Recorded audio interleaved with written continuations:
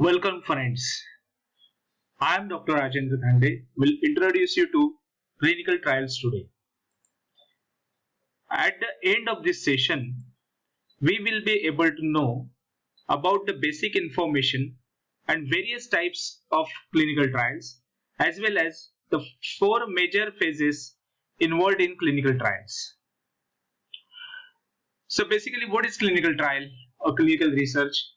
Clinical research is a branch of healthcare science that determines the safety and efficacy of medication, devices, diagnostic products, and treatment regimens intended for human use. These may be used for prevention, treatment, diagnosis, or for relieving symptoms of a disease. So, these particular research phases are getting conducted into clinical setups and in humans. So that's why they are called as clinical research. What is the need of clinical trials?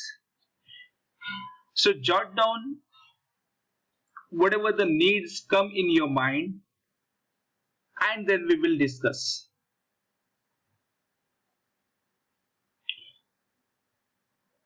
So let's discuss about the needs of clinical trials. Clinical trials are necessary to assess the safety of new treatment or therapy which is under investigation, efficacy evaluation of a new chemical entity, determine betterment of newer therapy or new chemical entity, to check quality of life, whether it is improved with the newer therapy or the drug as compared to the earlier available therapies and drugs, to check effect of genetic variation on treatment, to understand the epidemiology of certain diseases. So the different types of clinical research are as follows. These are treatment research, prevention research, screening research, quality of life research, genetic studies, and epidemiological studies. So let's discuss about treatment research. Treatment research involves interventions such as medication, psychotherapy, new devices, or new approaches to surgery or radiation therapy. So this is regarding the treatments or new evolvement of the treatments. Prevention research is done for better prevention and occurrence or recurrence of disorders. Screening research is done to develop better techniques to detect disorders. And the quality of life research explores ways to improve comfort and the quality of life for individuals with a chronic illness. Genetic studies are aimed to improve the prediction of disorders by identifying and understanding our genes and illnesses, whether they are related. Epidemiological studies seek to identify the patterns, causes, and control of disorders in groups of people. So there are major four phases of clinical trials. The entire investigation for a chemical entity, new chemical entity, is divided into four phases. These different phases are segregated as per their aim of observation and studies, the assessments, and the volume and the population, the bulk of the population which is involved into it. So let us discuss in depth about phase 1, phase 2, phase 3 and phase 4 of clinical trials.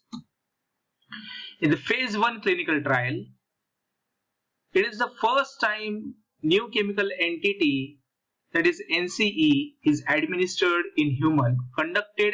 This particular type of studies are conducted in healthy volunteers.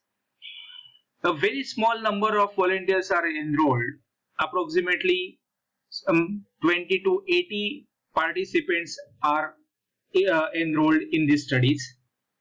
Primary objective is to find out the safety and pharmacokinetics of new chemical entity.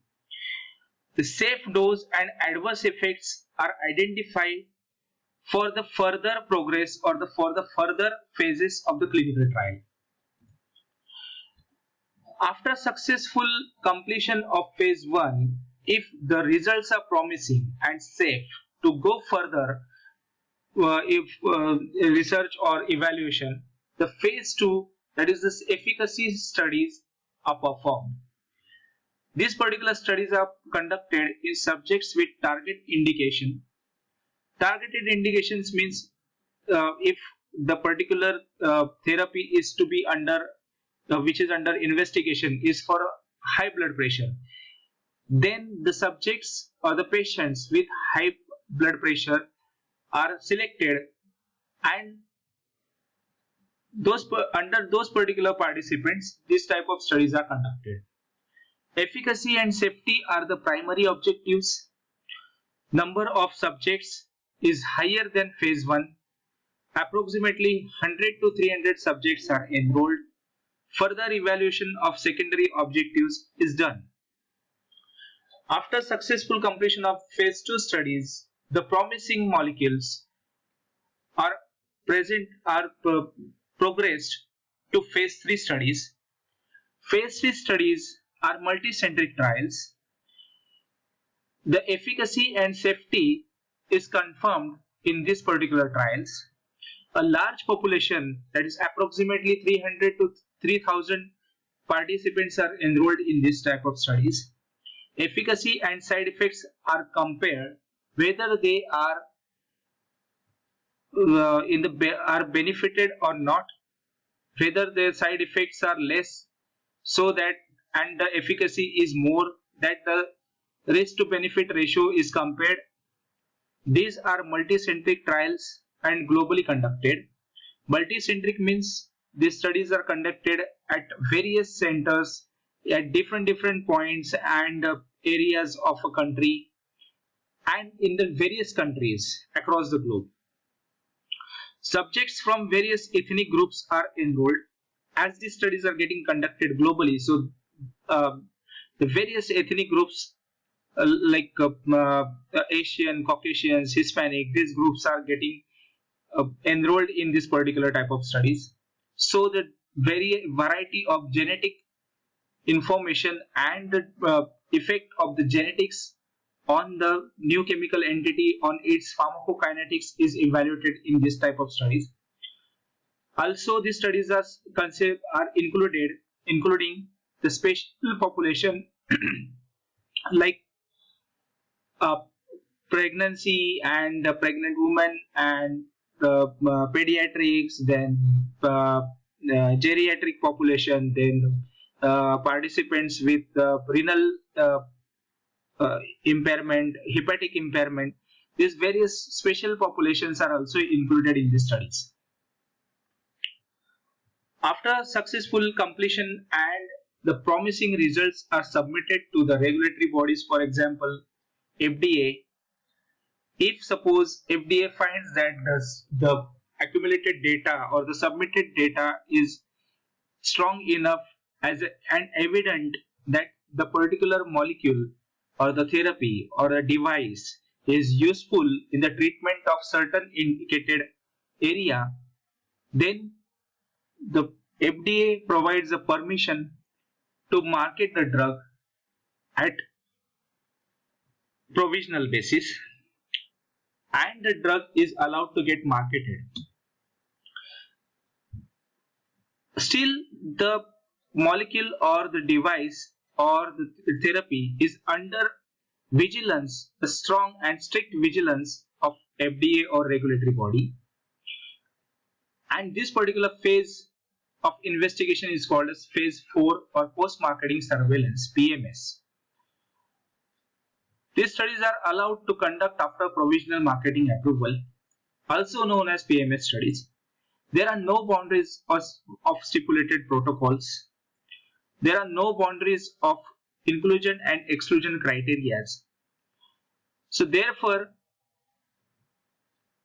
the drug is getting evaluated in actual conditions, actual market conditions, where the investigational boundaries or restrictions are not maintained, and therefore when a drug goes to a market without any type of uh, strong criterias or selected criterias, then how that particular drug performs, it can be observed.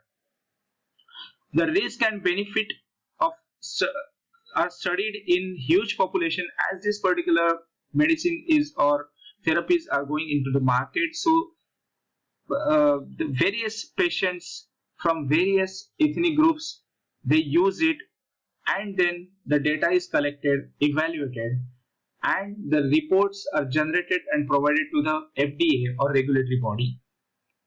Depending upon that, it is decided whether that particular drug is going to remain in the market or should be taken out or recalled. So this was all about the brief introduction to clinical trials and different phases of clinical trials, as well as various types of clinical trials. Thank you.